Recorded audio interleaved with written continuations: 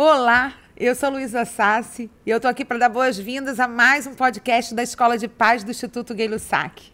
E hoje nós estamos aqui com uma referência de estudos sobre saúde e educação na infância, o pediatra sanitarista Dr. Daniel Becker, que é o nosso amigo e está conosco pela terceira vez, sempre com o propósito de nos fazer refletir sobre os problemas educacionais da contemporaneidade.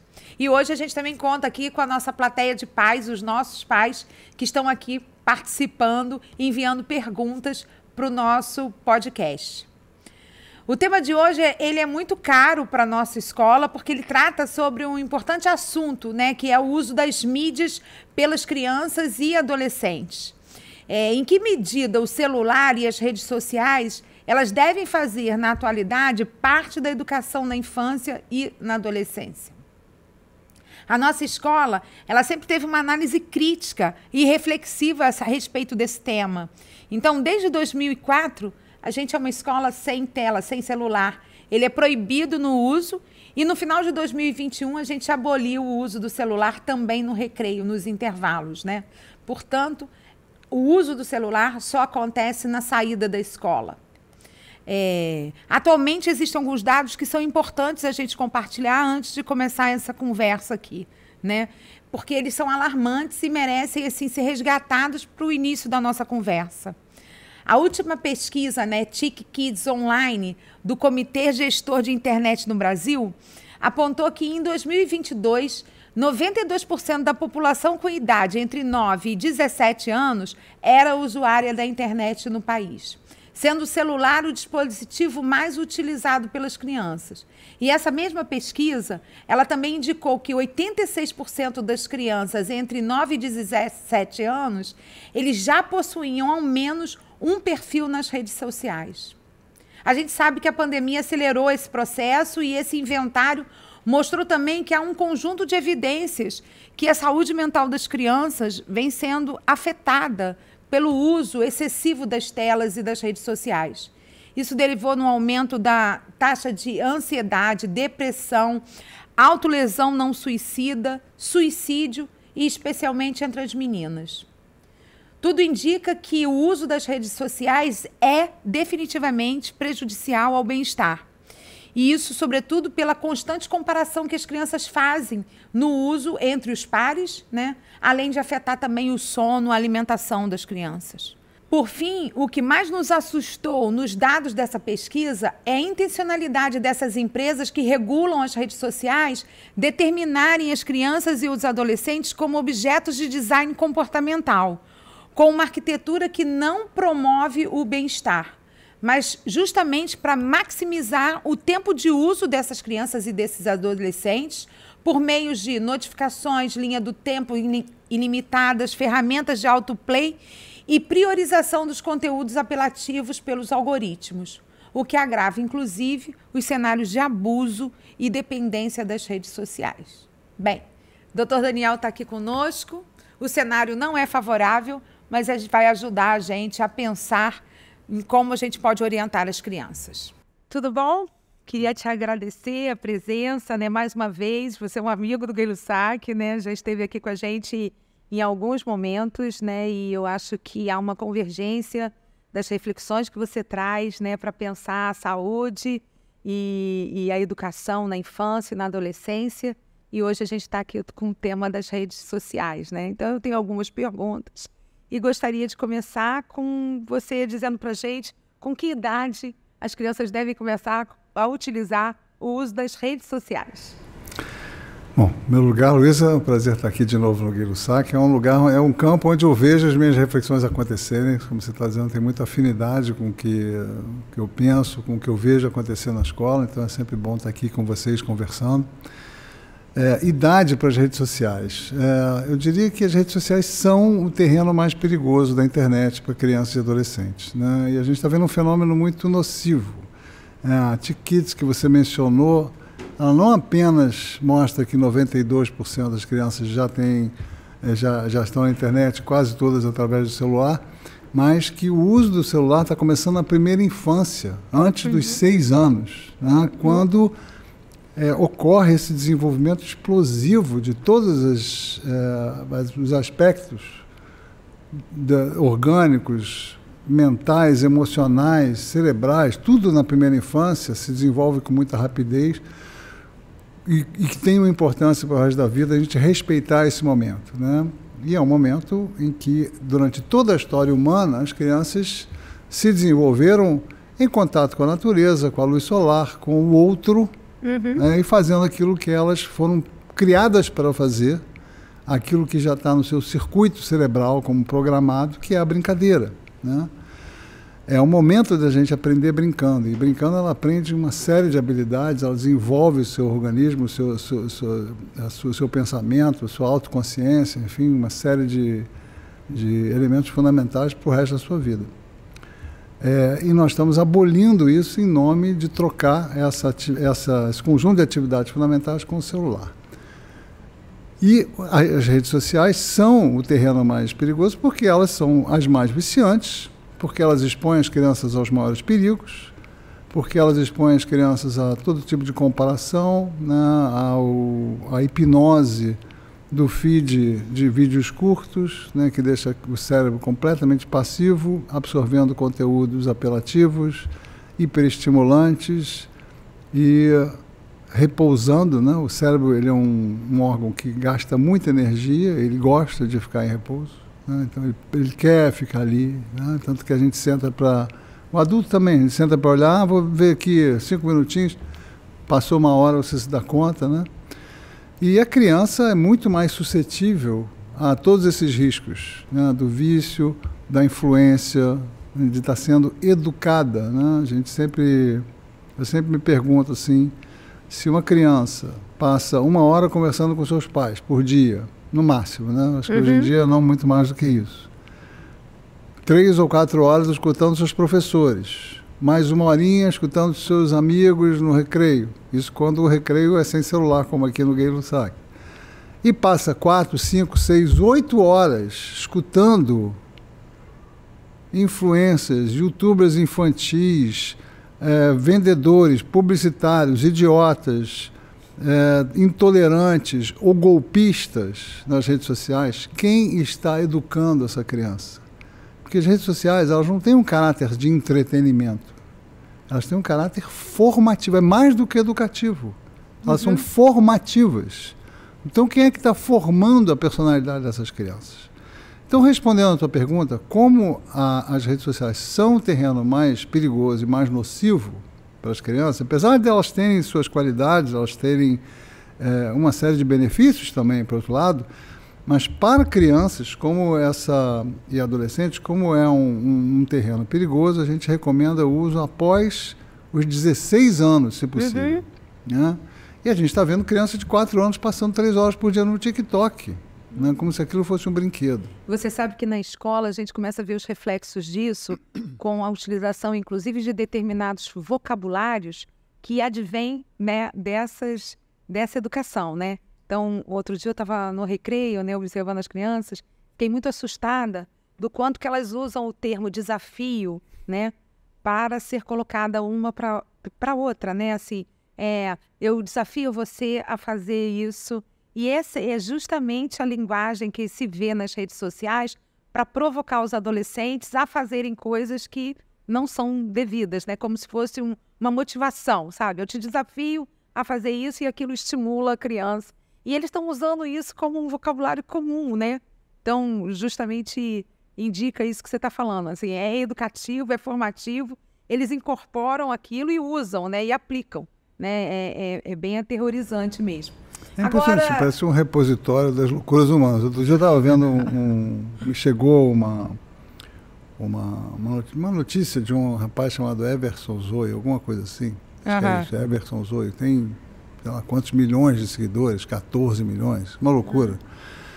Que o trabalho dele é ficar fazendo maluquice na internet e provocando outros a fazer também, quer dizer, esses desafios. É tomar uma mistura de, sei lá, água sanitária com não sei mais... um monte de substâncias, assim, a água sanitária não era uma delas, talvez, mas era um monte de porcaria. Ele tomava, cravava um piercing na língua e no lábio ao mesmo tempo. Olha, umas cada coisa maluca. Assustadora. E isso é, por isso que eles chamam influenciadores. Isso influencia, adolescentes são extremamente influenciáveis. A adolescência tem um coquetel explosivo, que é o fato de que eles querem se afastar desse núcleo paterno. Isso é um movimento natural e saudável. Eles querem construir a sua identidade junto ao grupo, né? Durante a infância a gente constrói a identidade com pai, mãe, com família, né? Na casa, no ninho materno. Aí na adolescência ela vai construir a segunda parte da sua identidade no grupo. Então eles se afastam dos pais. Isso é natural, isso envolve uma transgressão, envolve um afastamento, envolve uma rejeição dos valores, né? Eu não quero mais conversar, não quero abraçar, não, mico, não sei o quê. As mães ficam desesperadas. Né? Não me deixe em frente à escola. Isso, exatamente. Não quero abraço, não quero beijo, quero ficar com meus amigos e troca qualquer coisa pelos amigos. Isso é natural. Mas esse grupo também, isso fortalece, tem uma coisa que é muito intensa também, que é a necessidade de pertencimento. Então, para ser aceito no grupo, ele vai fazer qualquer coisa que o grupo proponha, inclusive as bobagens. E em grupo eles se sentem mais fortes para fazer bobagens juntos, né? Para fazer coisas arriscadas, para fazer estupidez, como ficar bebendo porcaria ou enfiando prego na língua. E algumas dessas coisas são extremamente arriscadas, né? A gente tem cerca de 64 adolescentes que já morreram em desafios aqui no Brasil, né? E isso também junta a isso, esse coquetel de risco, o fato de eles não terem noção justamente de perigo, de risco. Então você tem transgressão, necessidade de pertencimento, imaturidade, influenciabilidade, são muito influenciáveis, e falta de noção de risco, são 5 elementos de um coquetel muito perigoso, né? Por isso também que a gente não deve permitir um menino de 12 anos ter rede social. E você acha que com isso os pais devem, no caso, monitorar, né, os telefones, as redes, né, caso eles fazem uso antes dessa idade?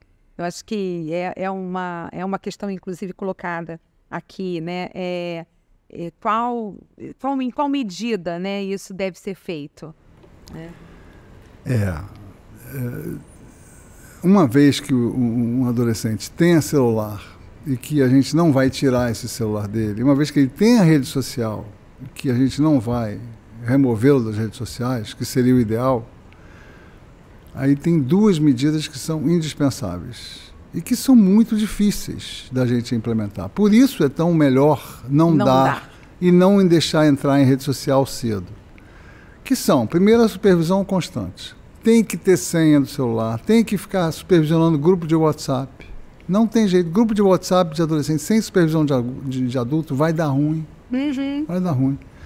Tem que olhar o que ele está fazendo nas redes sociais, tem que assistir vídeos juntos, tem que ajudá-lo a desenvolver pensamento crítico. Isso é uma tarefa essencial. Mostrar, olha, que isso aqui o algoritmo está te mandando.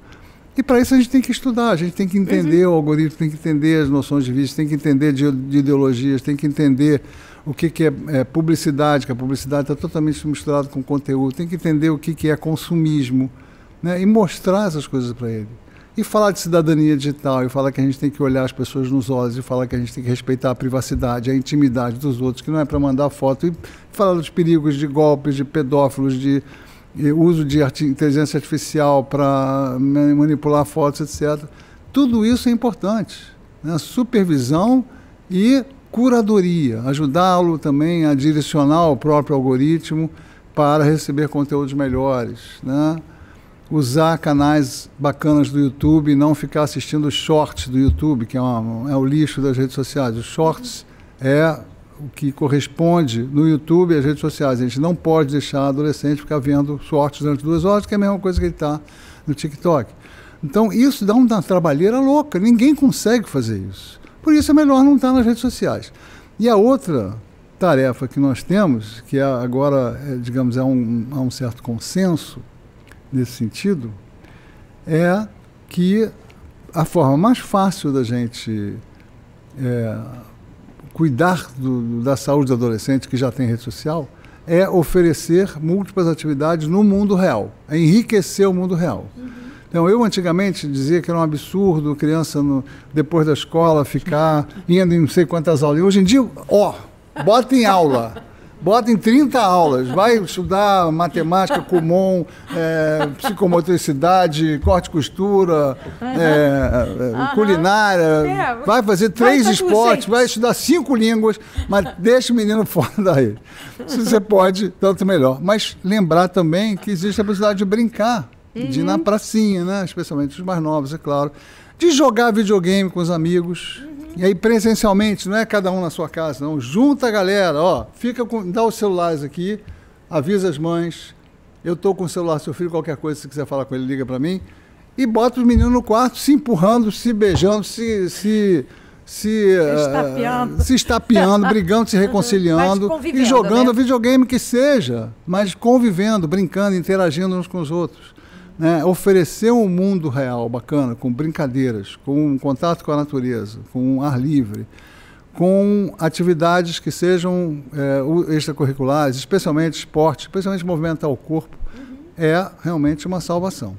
Sim, e aí existem toda uma série de questões que estão envolvidas nisso, que são políticas públicas que facilitem as famílias, especialmente famílias mais pobres que moram na periferia, que não tem praça bacana, tem que botar a praça, é uma questão de justiça ambiental.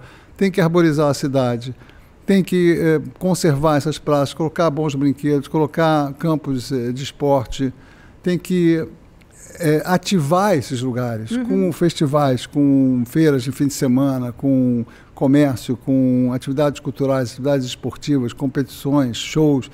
É a cidade que traz as pessoas para a rua, que arboriza, que verdeja os seus espaços. É bom para todo mundo, não é só para crianças e para adolescentes. É bom para os adultos que vão para a rua se movimentar mais, porque a sombra convida as pessoas para a prática de esporte, de exercício. É boa para o meio ambiente, porque ela atenua as ondas de calor. Né? Outro dia eu estava voltando a gente está tendo onda de calor em maio, né? Eu estava voltando de um almoço Dia das Mães com a minha cachorrinha, um calor danado, eu estava suando pra caramba, eu estava andando a pé, fiz uma caminhada a pé de 2, 3 quilômetros, e eu passei em frente a um parque no Rio chamado Parque Lage. Eu estava na rua Jardim Botânico e passei no Parque Lage. Eu estava suando pra caramba. Ao longo do Parque Lage, eu recebi uma brisa que era um ar-condicionado, Luísa. As ilhas florestais, elas reduzem a temperatura em 5, 6, até 8 graus. Então pode estar 40 na cidade, você está dentro de um parque, vai estar 30, 28, 27. Né? Então isso mitiga também as catástrofes. Uma cidade arborizada, uma cidade com parques ao longo das suas linhas de água, vai ter menos enchentes. Isso traz biodiversidade, isso reduz as emissões de carbono. Isso, portanto, mitiga a crise climática. Isso ativa a economia, ativa o turismo, né? Vai vir o pipoqueiro, vai vir o vendedor de água, o sorvete, o restaurante da esquina do parque, né? Você vai fazer a atividade, vai trazer gente para consumir esses produtos. Isso valoriza as propriedades, portanto, aumenta a arrecadação da prefeitura. Olha quanta coisa boa acontece simplesmente. É um ciclo virtuoso, né? Exatamente, você cria ciclos virtuosos e você cancela esses ciclos viciosos. Mas para isso tem que ter haver investimento. Mas é um investimento de pouca monta, né, que as prefeituras podem fazer e que a gente tem que pressionar. E isso tem que ser democrático. A gente tem que ter justiça ambiental, justiça recreativa, justiça no brincar. Quando você fala dessa questão do celular e das redes sociais, assim, para os pais que têm interesse nessa transição, né, porque, como você falou, não é simples, né? Tá ali, já está convivendo com o celular, com a rede social, que tipo de transição pode ser feita? E eu ouvi já você falando sobre a televisão, né?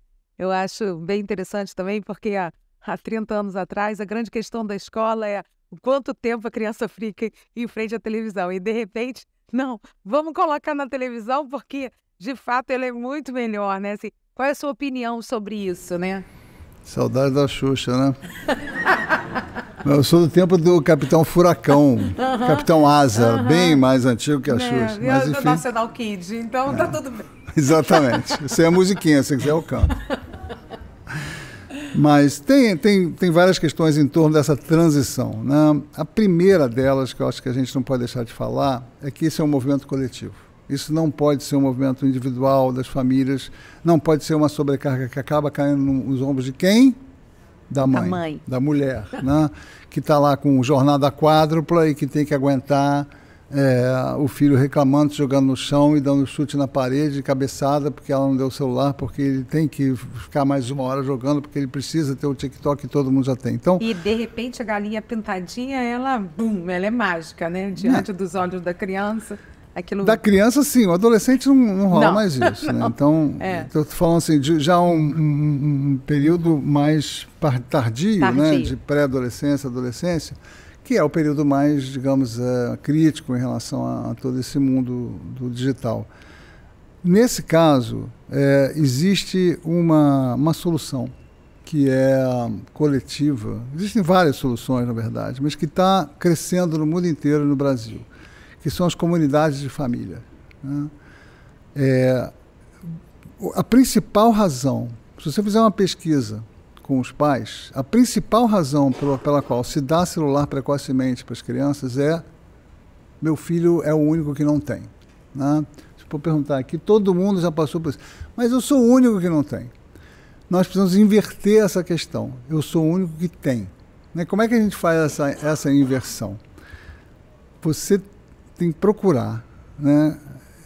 Hoje já existem movimentos. Aqui no Brasil acabou de ser criado um movimento Ponto Desconecta, está no Instagram, e a Infância Livre de Tela. São 2 campanhas que foram criadas por pais e mães, inclusive, que estão seguindo o modelo de uma inglesa chamada Smartphone Free Childhood.co.uk, que é muito legal, e que organiza os pais por região. Toda a Inglaterra já está tomada de grupos de WhatsApp de pais que estão se organizando para criar comunidades familiares, de famílias que não querem dar celular para seus filhos, que não querem ver seus filhos nas redes sociais e que estão junto a esses filhos para fazer brincadeiras, para fazer comunidades, para ir na casa de um dos outros. Então você começa a ter uma organização comunitária, um movimento coletivo belíssimo, espontâneo.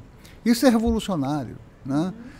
Além disso, você tem que ter, claro, essas políticas públicas que eu falei da cidade, que convida a criança, o adolescente, que aqui no Rio, por exemplo, em Niterói eu acho que tem também, mas no Rio tem, da época da Olimpíada, tem a herança das vilas olímpicas, que está meio abandonada, onde uma criança pode ir no contraturno e ficar lá, sob supervisão de monitores. Né? É possível ativar essas coisas, e os pais trabalhando, né? Uma espécie de contraturno supervisionado, uma criança brincando, fazendo esporte e tudo mais.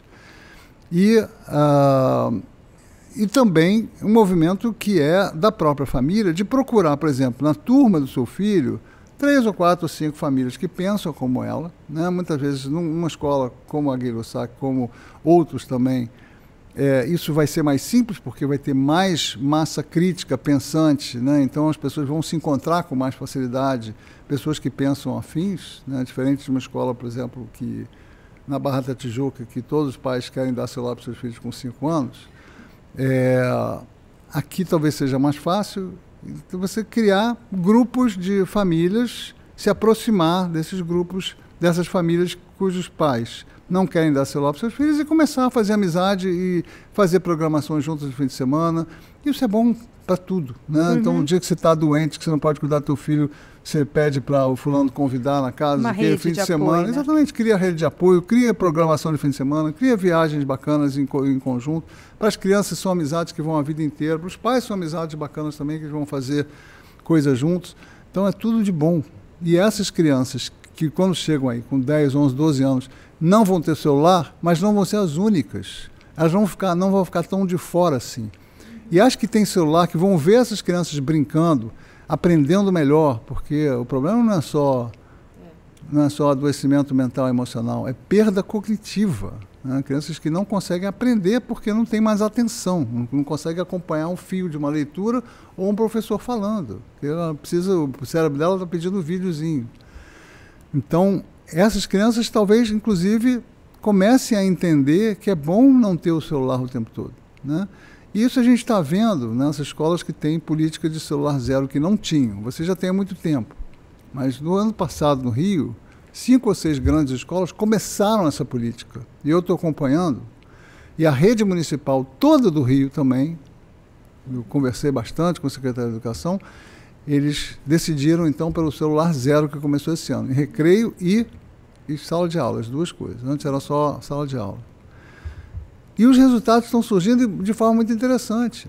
Não só os professores estão felicíssimos, porque conseguem conversar com os alunos, conseguem ensinar. Os alunos estão felizes porque estão aprendendo e estão brincando no recreio, coisas que eles tinham esquecido. Estão jogando bola, estão se empurrando, estão brincando, jogando queimada, fofocando, enfim, fazendo coisas bacanas, jogando a dedanha. Outro dia, uma professora... Daniel, meus alunos estão jogando a dedanha no recreio, né? Olha que coisa incrível. Né? Enfim, e essas crianças, então, podem se aproximar, inclusive, desses grupos sem celular e começar a crescer esse movimento, a partir delas e a partir de seus pais também. Eu tenho esperança que esse é um movimento revolucionário e que vai aumentar espontaneamente no país todo. O risco é dele ficar só na elite.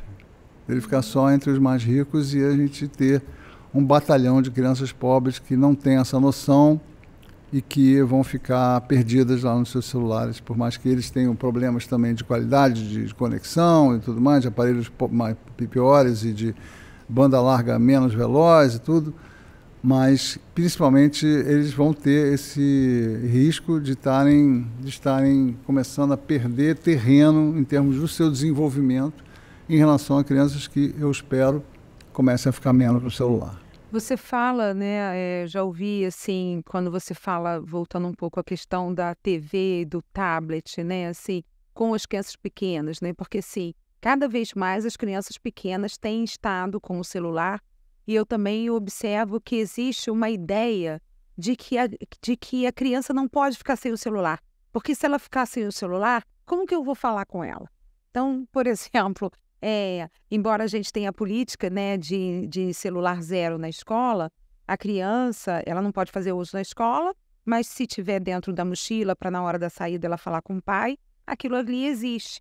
E existe essa ideia hoje, né, de que é o celular que faz com que eu tenha a segurança do meu filho, né? Só que isso tem acontecido com as crianças muito pequenas, que estão sempre tuteladas por alguém, porque uma criança pequena não sai da escola sem que esteja com o seu responsável, né?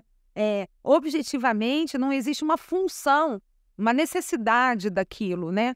E eles acabam, aquilo acaba fazendo com que eles tenham cedo uma relação com o celular.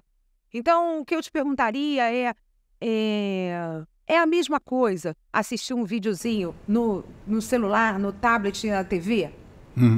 Não, é bem diferente. Em relação ao que você colocou antes... na verdade, isso é apenas uma desculpa para os pais darem celular cedo para os filhos, para eles poderem ficar no seu celular. Eu não vejo outro motivo. Porque uma criança não precisa de celular nunca.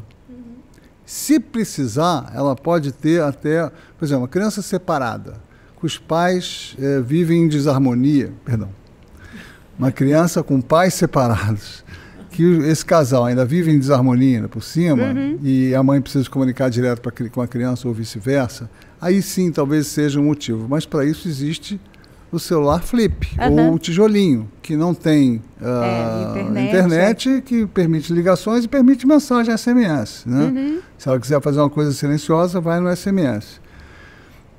Então não há motivo para uma criança de 6 anos ou 8 anos ter smartphone. Isso é uma mentira. Isso é porque essas mães estão querendo ficar, os pais estão querendo ficar cada um no seu celular e não dar muita atenção para a criança. Eu fico achando que pode ser algo assim. E, de fato, o celular, o YouTube, as redes sociais, esses videozinhos, especialmente vídeos curtos, né? Quem está fazendo a programação da criança é o algoritmo da rede, é o algoritmo do YouTube. Não é você. A televisão tem essa vantagem. Quem programa a televisão é você. Você agora vai assistir o desenho X, vai assistir o Bluey, vai assistir uma série, vai assistir um filme legal, ET, sei lá, um filme clássico de criança, né? Milhares de filmes incríveis que a gente pode mostrar para as crianças. E que, inclusive, engendram conversas e diálogos em família que as pessoas muitas vezes sentem falta, né? Então, é você que faz a programação na televisão. A não ser que você deixe o YouTube na televisão e que a criança possa controlar o YouTube. Isso também não é legal. O YouTube tem que ser bloqueado na televisão. Né? Existe o YouTube Kids, né? Existe o YouTube Kids, mas tem lá certos riscos, é melhor do que o YouTube, você permitir a criança acesso ao YouTube adulto, porque na televisão, se não há um bloqueio voluntário dos pais, proposital, a criança está com aquele YouTube à disposição, ela pode assistir qualquer coisa, até pornografia, que não tem muito no YouTube, mas você acaba encontrando alguma coisa. Enfim, violência, todo tipo de exposição totalmente inadequada à criança. Então, tem que haver controle, bloqueio do YouTube na televisão. Eu acabei de ver uma estatística, o uso de YouTube, antes que disparou no celular, caiu no computador, disparou no celular, agora o celular está começando a cair e está disparando na televisão. E isso é perigoso, porque a criança chega em casa e não liga a televisão e tem um controle total. Tem que haver bloqueio. Então a televisão é ótima para isso. Você coloca os filmes que você quer, os desenhos que você quer, a série que você quer e ele vai assistir aquilo. Não pode deixar a plataforma escolher a programação da criança, e nem a criança, porque ela não tem discernimento para escolher o melhor para ela. A Sociedade de Pediatria faz uma orientação, né, com relação ao tempo de tela das crianças, assim. O que você pensa sobre isso? O tempo de tela, hoje em dia, cada vez menos se dá muita atenção a isso, né? O correto é isso. Eu acho que é importante para os pequenos que eles não tenham contato com tela. De 0 a 2, se possível de 0 a 3. Tá? Uhum. Isso não quer dizer que a mãe está fazendo, sei lá, alguma coisa que não possa deixar 10 minutos uma criança na televisão, não é isso. Na televisão, vendo desenho. Pelo contrário, isso aí é que muitas vezes o que está por trás de um tempinho de tela é a mãe sobrecarregada. Tá? Então eu não vejo nenhum motivo para a gente criticar uma mãe que deixou uma criança ver de 2 anos ver 20 minutos de desenho. Uhum. Mas isso é diferente. Ou o pai que está assistindo o jogo e o bebê está no colo dele, ai meu Deus, será que eu estou fazendo mal? Não, deixa, não tem problema. Né? Você não está colocando o YouTube como uma babá do seu filho. São coisas diferentes. Mas idealmente é afastar a criança da tela completamente até 2, se possível 3 anos. Depois, de 2 a 5 seriam 1 hora por dia, de preferência com interação com o adulto. De 5 a 10, 2 horas, acima de 10, 3 horas. Só que isso é irrealista. É irrealista porque a criança, quando sai da escola, o mundo inteiro está com telefone. Né? Tem telas em tudo que é lado. Daqui a pouco chega a tela até no Uber, no táxi.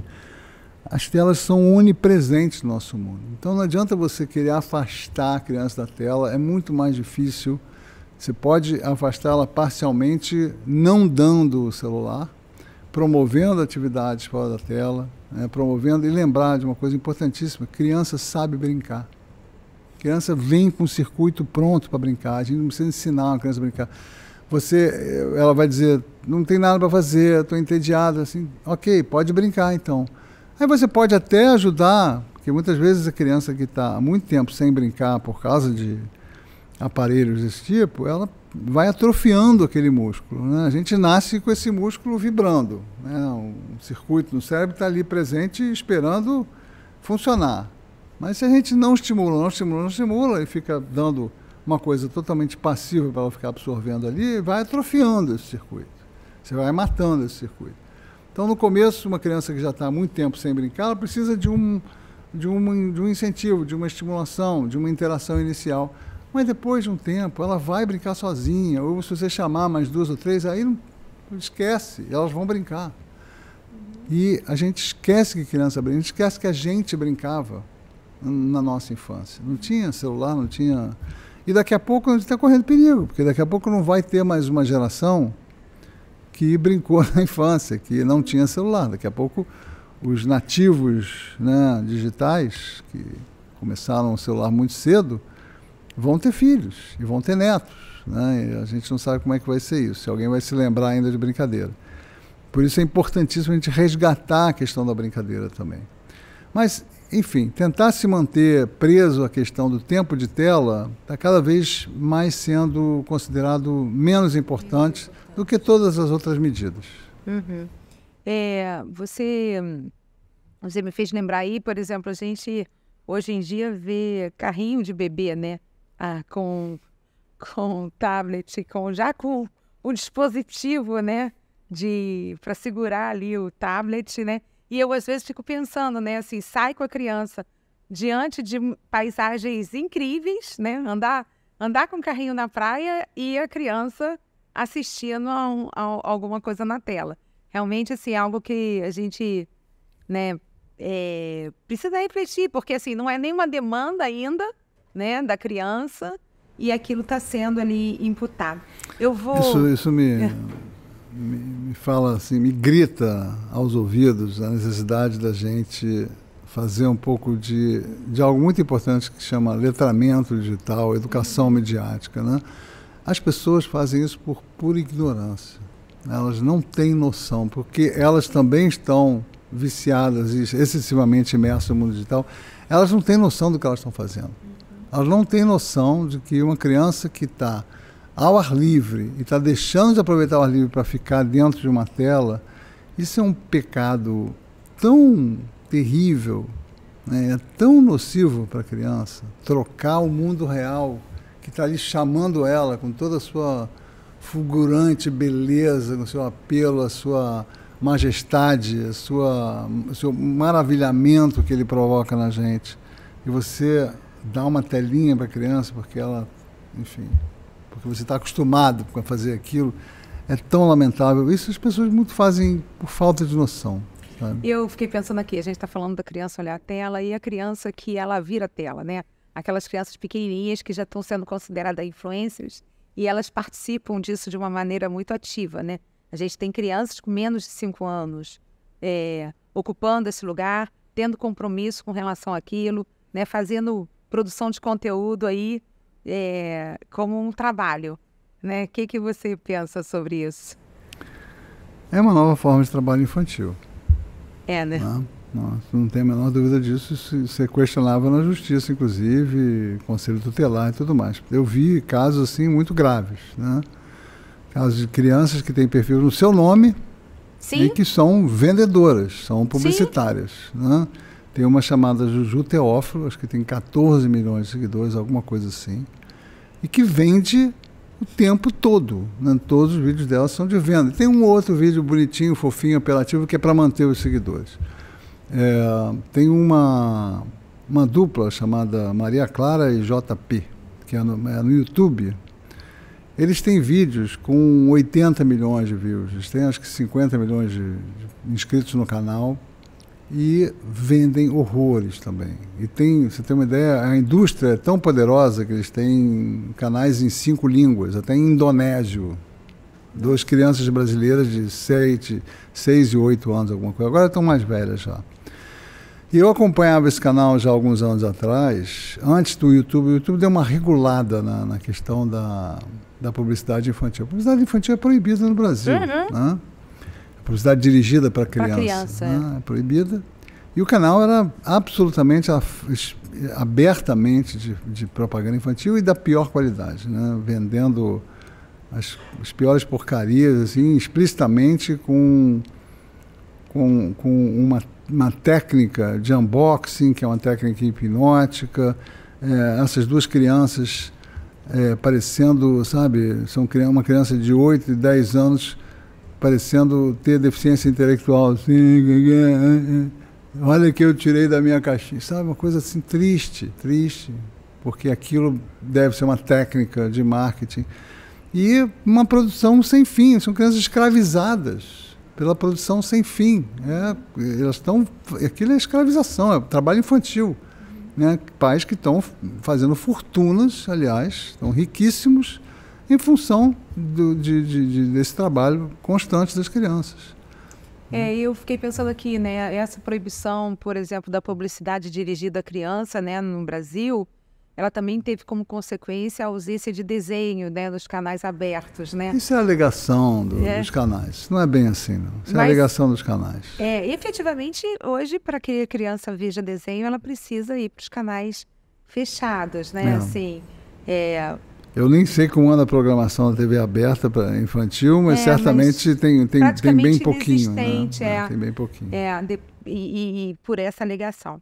Eu vou ler aqui uma pergunta, né, de um pai que diz: como dizer não ao filho que pede para ter o WhatsApp aos 9 anos, para não ficar excluído do grupo da sala, né? E aí você já falou, e perder as atividades propostas neste mesmo grupo virtual, né? Como se o espaço virtual é o lugar das combinações, dos acordos, né? É para dizer não em que língua? Em português é não, em inglês é no, em francês é non pas, em alemão é nein.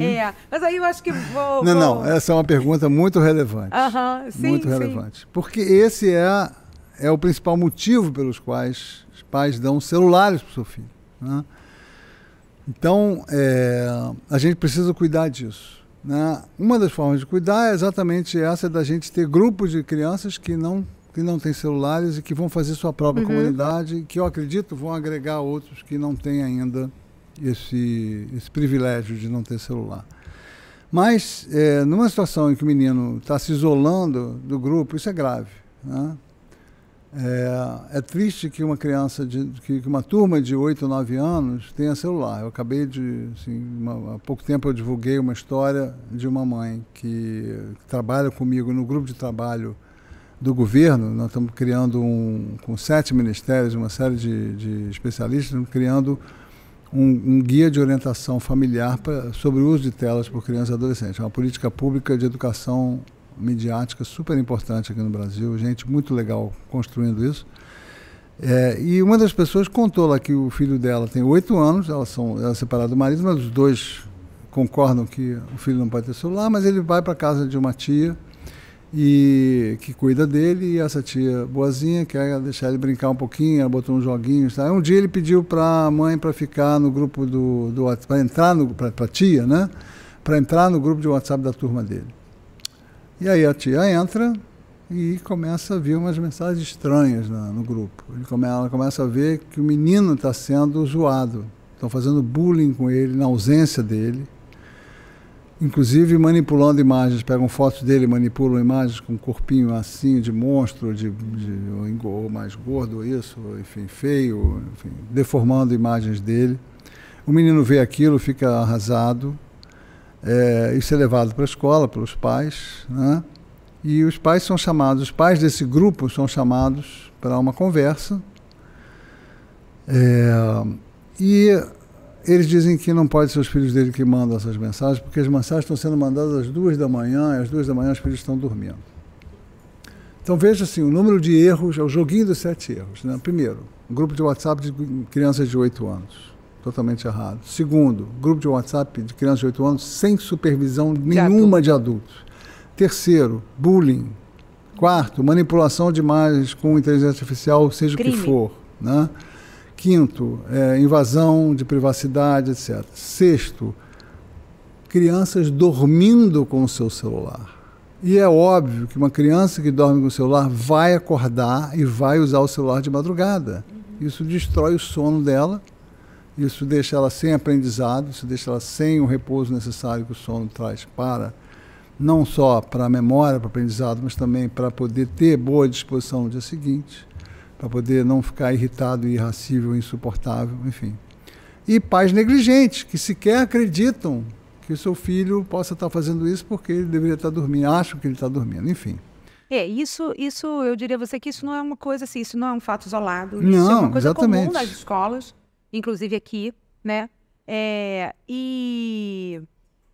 A gente tem a experiência, assim, de observar, não o estranhamento de que aquilo aconteceu, mas o estranhamento dos pais sobre o comportamento dos filhos ali.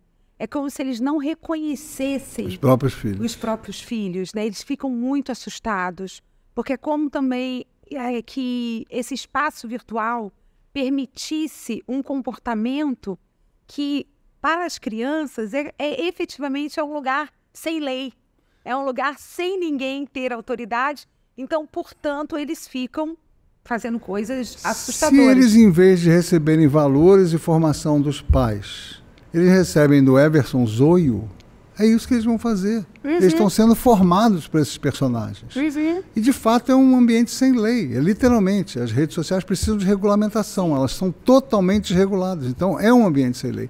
E crianças não sabem os valores, não sabem os comportamentos adequados, não sabem o que é intimidade, privacidade, respeito, empatia, cuidado com o outro. São noções que a gente vai adquirindo ao longo da vida. E elas não têm maturidade cerebral, pelo não desenvolvimento ainda total do córtex pré-frontal, que é das funções executivas, controle de impulsos, cuidado, adiamento da gratificação, planejamento, persistência, resiliência e tudo mais. Elas não têm essa capacidade. Então, se você largar crianças num mundo digital, num grupo de WhatsApp, um grupo de WhatsApp é uma rede social. O WhatsApp não é um aplicativo de rede social, é um aplicativo de mensagem, mas os grupos são redes sociais. Então, a gente tem que tomar muito cuidado com o que acontece. E ali, sem supervisão, não tem condição. Não dá para deixar um grupo de WhatsApp. E não dá para você também olhar, se o teu filho tem celular, tem WhatsApp, você tem que olhar contato a contato deles para ver se realmente são contatos conhecidos, se ele sabe quem é cada um deles e que tipo de mensagem está acontecendo ali. Especialmente as crianças, que não têm discernimento para resistir a um golpista. Então, o que a gente faz para responder a pergunta desse pai? A gente coloca o WhatsApp no seu aparelho e deixa ele usar. Caso ele tenha aparelho, você já deu o telefone, você deixa só o WhatsApp, deixa lá uns joguinhos, proíbe completamente as redes sociais. O YouTube tem que ser regulado também, com muito cuidado. E você pode espelhar a conta dele no seu WhatsApp. Então você vai ter a conta dele, vai ter a tua conta, e você aperta um clique lá, você vai passar para a conta dele, você vai examinar cada uma das mensagens e tem que tomar muito cuidado, porque ele pode estar apagando coisa ali sem você saber. Né? É complicado. Não é alguma coisa simples, né? Mas... Antigamente a gente achava que o filho chegava da rua, né? O filho adolescente, 16 anos, chegava da balada, graças a Deus chegou, não morreu, não foi sequestrado, não entrou em coma alcoólico, não cheirou cocaína, está tudo bem. Está lá no quarto dele. Agora é o contrário, chega da rua, vai para o quarto, aí começa o perigo. Né? Se a gente não entra nesse quarto para supervisionar, os perigos estão lá. E essa experiência, inclusive, que a gente tem com as crianças no WhatsApp, né? A gente também observa com os adultos, assim, os adultos muitas vezes têm comportamento no WhatsApp, falam coisas nos WhatsApps que eles não são capazes de falar pessoalmente, né? Então, Tell me about it. Exatamente. Eu tenho rede social com 1.300.000 pessoas e eu me expresso politicamente ali. Você imagina o que eu vejo nos comentários, você não faz ideia. Eu acredito. E é interessante, né? Assim, a gente também tem uma autocrítica sobre isso, né? Certamente. Bom, sobre os aplicativos nos celulares dos pais, instalar ou não instalar? E aí você já respondeu, né? Com certeza, aplicativo de controle é absolutamente indispensável hoje em dia. Eu acho que qual o tempo de tela você já respondeu também, né? E quando que a gente começa a expor a criança a pequenos filmes, né? E aí aqui tem o exemplo de filmes da Disney, né? E faz a pergunta sobre as atividades extracurriculares que você já falou, né? Entre tela e atividade extracurricular, Sem dúvida nenhuma. Sobre os filmes, eu não tenho nenhum problema com o filme da Disney. Acho que eles podem ter alguma outra conotação mais comercialóide ou fantasias um pouco enganosas. Mas eles trazem valores, eles trazem diversão, eles trazem encantamento, eles trazem musicalidade, eles trazem histórias belíssimas, né? Todas as histórias são morais. Então, eu acho que tem muito boa qualidade, não só na Disney, a gente tem que transcender a Disney, gente.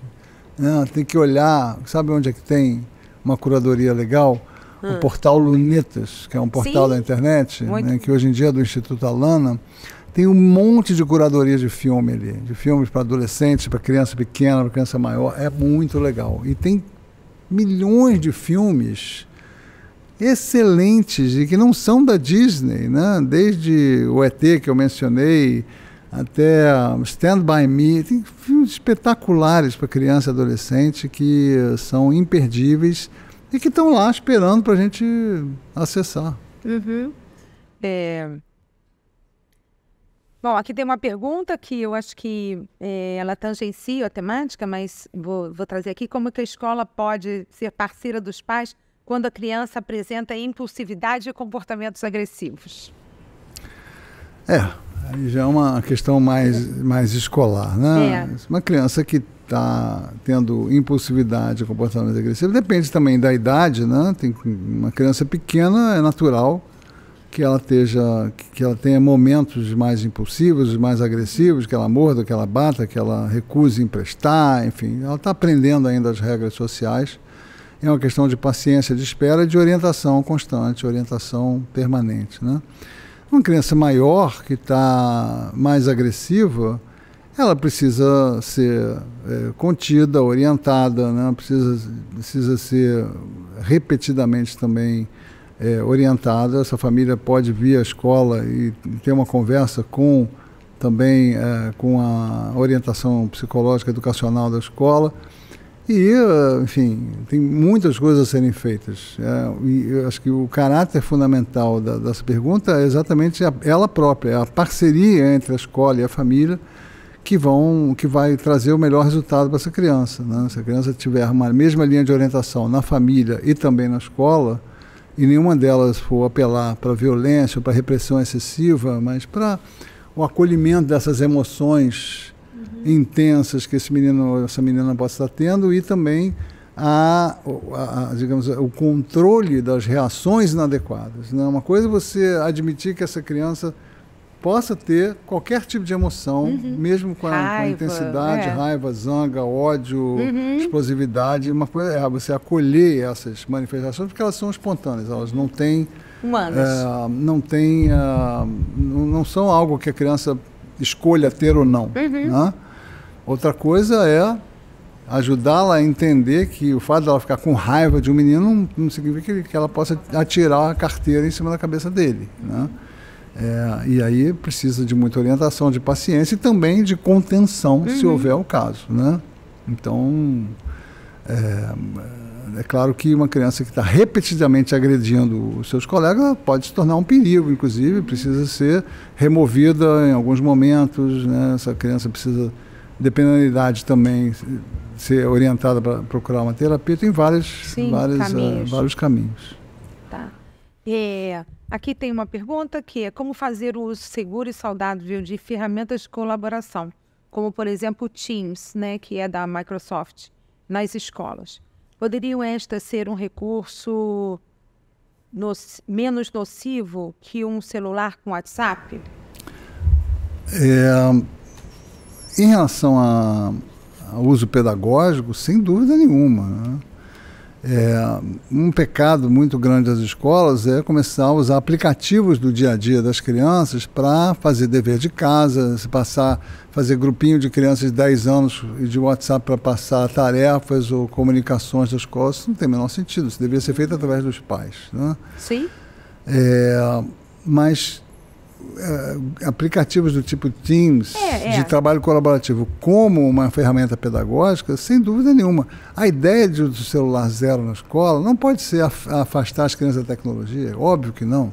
Afastar as crianças do celular e dos aplicativos nocivos que estão nele, sim. Mas a escola pode ter tablets pedagógicos, pode ter Chromebooks, pode ter o que for, pode ter tela digital, né? Enfim.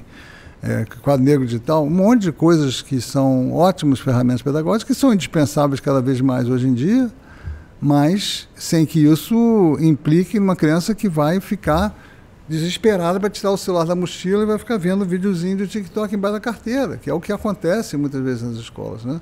E se você deixa uma criança de ensino médio ter o celular na mochila, isso vai acontecer provavelmente. Você não pode esperar. Se um rapaz entra claro que a comparação é um pouco exagerada, né?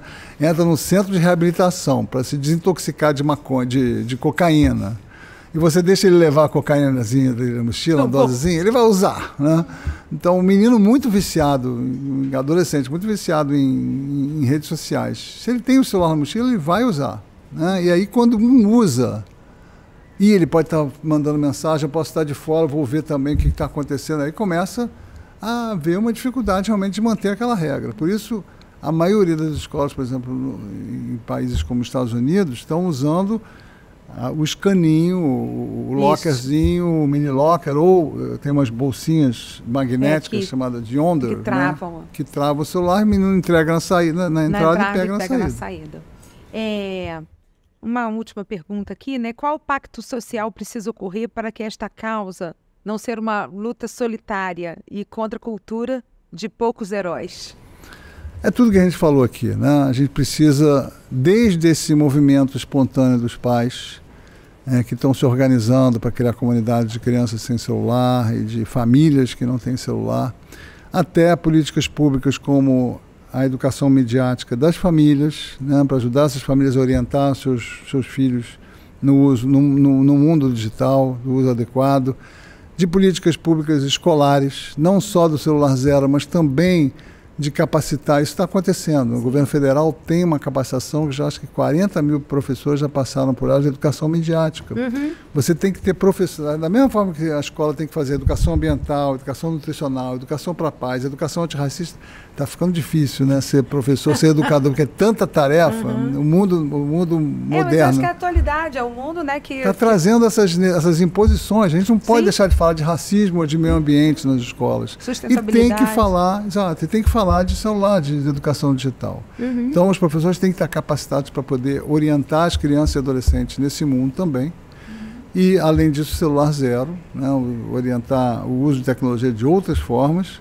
E também as políticas públicas que vão facilitar as famílias, e especialmente as mães sobrecarregadas, as mães solo, que vão ter possibilidades de levar seus filhos para fora de casa, para outras atividades, para o mundo real, né?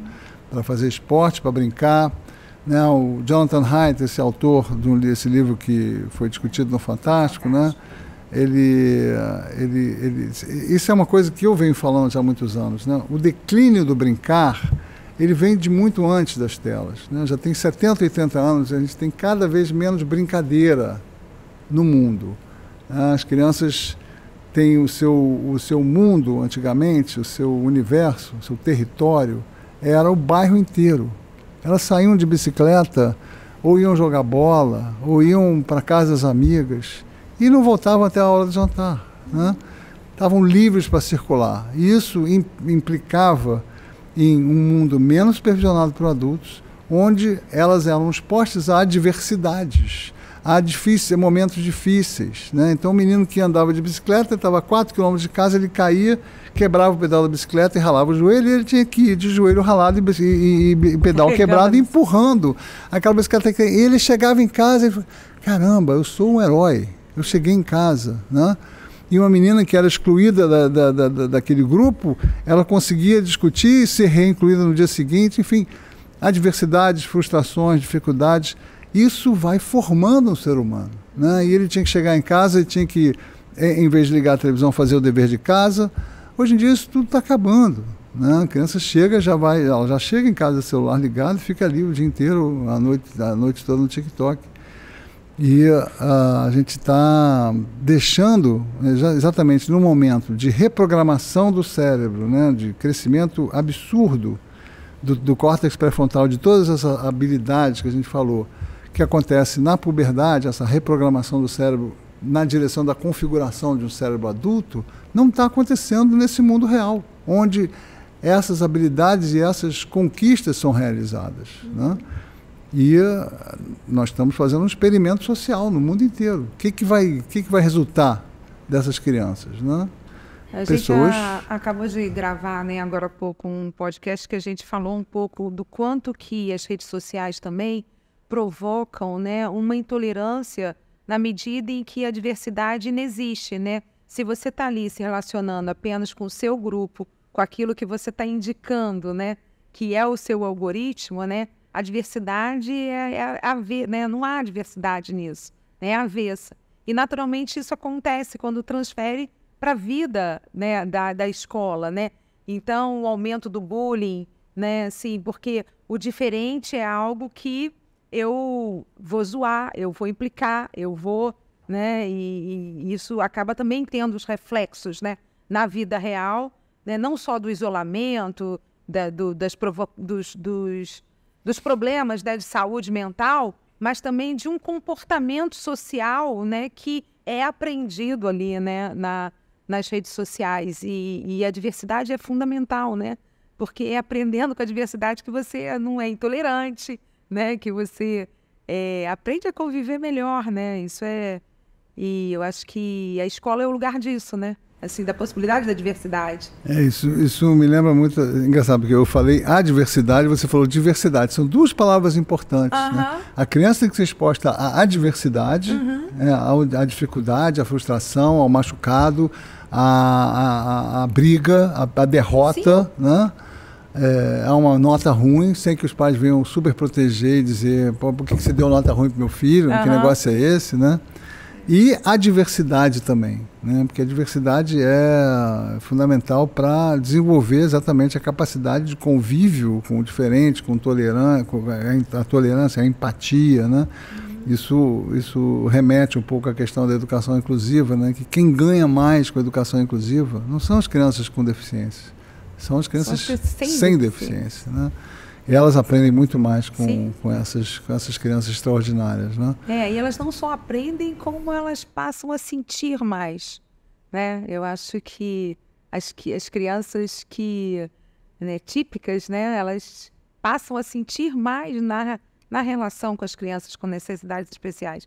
Isso é evidente, assim, no convívio, né? Primeiro que a criança já naturaliza mais, né, a criança típica. Ela não nasce vendo aquilo diferente, né? Ela já tem uma tendência à inclusão.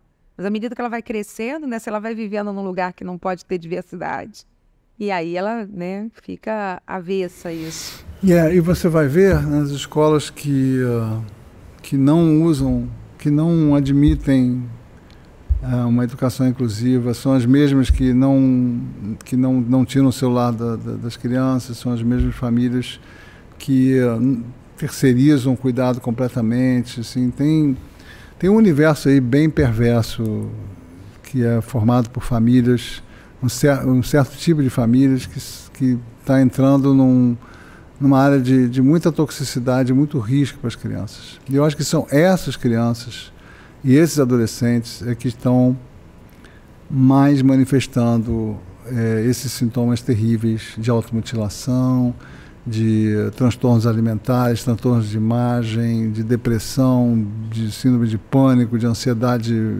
fóbica, enfim. Realmente as estatísticas estão aumentando muito, né? Tanto de saúde mental quanto de dificuldade de aprendizagem, né? E a gente precisa mudar essa realidade. Para chegar nessas famílias vai ser sempre mais difícil, né? Mas eu acho que isso a escola também precisa saber, né? De qual é a sua função, né? Qual é a sua função social, né? Mesmo a escola privada, né? Assim, ela é contratada para isso, né? Assim, existe um contrato estabelecido para que a gente possa educar as crianças, né? E eu acho que a escola não pode fugir disso, né? A escola precisa saber bem qual é a posição que ela tem e qual é a expectativa, né, que ela tem que corresponder com relação à direção da educação, né? E sem não dúvida. Da adequação, né, a todas as demandas, né? Eu acho que uma escola que quer agradar todo mundo, objetivamente não agrada ninguém. Não vai conseguir. Mas, por outro lado, a sobrecarga dos educadores, né, que tem que educar crianças que têm uma vida familiar nesse grau de abandono mesmo, né? De terceirização, de abandono, são pais que, por não conseguirem lidar com os filhos, ou por uma postura muito auto-referida, narcisista mesmo, não lidam com os filhos e acabam apelando ou para a permissividade excessiva, para essa superproteção patológica, ou então para o autoritarismo, para a violência mesmo, né? E essas coisas se alternam, né? Sim. Um pai permissivo hoje pode espancar o filho amanhã, né? Bom, queria te agradecer, né? Dizer que é sempre um prazer e muito importante aqui nesse tempo de conversa. Eu já tive algumas ideias para a escola E eu acho que isso é sempre muito positivo, né? Você converge completamente assim com aquilo que a gente sonha fazer na formação dos alunos, né? Com relação à cidadania, com relação ao modo como a gente espera que o aluno tenha um pensamento crítico, que ele, né, seja educado para que objetivamente possa ter uma intervenção no mundo melhor, né? Eu acho que é isso que a gente espera. Então, queria te agradecer muito aí essa gentileza de estar aqui hoje de novo. Prazer mais uma vez, Luísa. É bom estar aqui com você, com os pais, com os professores e confiar que escolas como a Gay-Lussac, como o Gay-Lussac ou é a Gay-Lussac? O Gay-Lussac, né? Possam se multiplicar, né, e oferecer para essas famílias essas possibilidades de reflexão e de parceria, no sentido da gente devolver a infância para os nossos filhos. Né, com crianças que estão privadas da infância. Não somos definitivamente uma escola perfeita. Não, mas, certamente não existe. Somos melhor e melhorar. Assim, então, e isso com uma autocrítica, né, que eu acho que ela é necessária e permanente. Então, muito obrigada. Ótimo. E isso com uma autocrítica, né? Ok. Necessário Tá. e permanente. Não, queria saber se você tem alguma indicação de livro para os pais, para as famílias, né, que possam ajudar, não necessariamente com relação às mídias, mas a educação assim dos filhos. Tem alguma dica? Sim, tem algumas dicas, sim. Para pais que estão ainda na primeira infância, especialmente para pais que estão engravidando, que estão com bebês pequenos, eu recomendo um livro que vai sair esse ano, que não tem nome ainda, mas que eu escrevi. Vai sair pela Planeta, que fala da infância, dos primeiros 1000 dias da criança, né? Que é a gravidez, os 270 dias de gravidez e os 700 e tantos dias, somando 1000 dias dos 2 primeiros anos. Esse livro é um livro muito cuidadoso, estou escrevendo junto com a Rita Lisauska, que é uma jornalista especializada em maternidade. Acho que vai ficar bem bacana, vai sair esse segundo semestre. Um pouquinho de propaganda, né? Eu recomendo também o livro que vai sair agora, se não me engano, pela Record, um dos selos da Companhia das Letras, que é o livro do Jonathan Haidt, que foi para o Fantástico domingo, que chama Geração Ansiosa, imagino que vai ter esse nome em português. Já está em pré-venda na Amazon. Ah, é? Olha só, você não sabia. E também um livro assim, para pais, que eu sempre recomendo, para famílias que têm crianças nessa faixa de 2, 3 anos, e que estão... E vale para o resto da infância também. Que fala de estratégias de comunicação com as crianças que ajudam, é uma psicologia da comunicação, que ajudam a gente, através da nossa forma de nos comunicar com elas, a modular o comportamento delas, a ensinar coisas bacanas. Chama Como Falar para o Seu Filho Ouvir e Ouvir para o Seu Filho Falar. É um livro de 2 autoras americanas. Muito, muito legal. Acho que é um dos livros que ajuda, que muda um pouco a parentalidade. E tem outros também, tem o livro da Maya Angelman, que é bacana também, tem o livro da Elisama Santos, são autores interessantes que falam de infância. Tem o livro Disciplina Positiva, da Jane, esqueci o nome dela. Tem bastante bibliografia assim, de parentalidade hoje em dia bacana. Eu gostaria de agradecer ao Dr. Daniel Becker, a plateia de pais que está aqui no Teatro Gay-Lussac, e lembrar vocês de nos seguir nas redes sociais.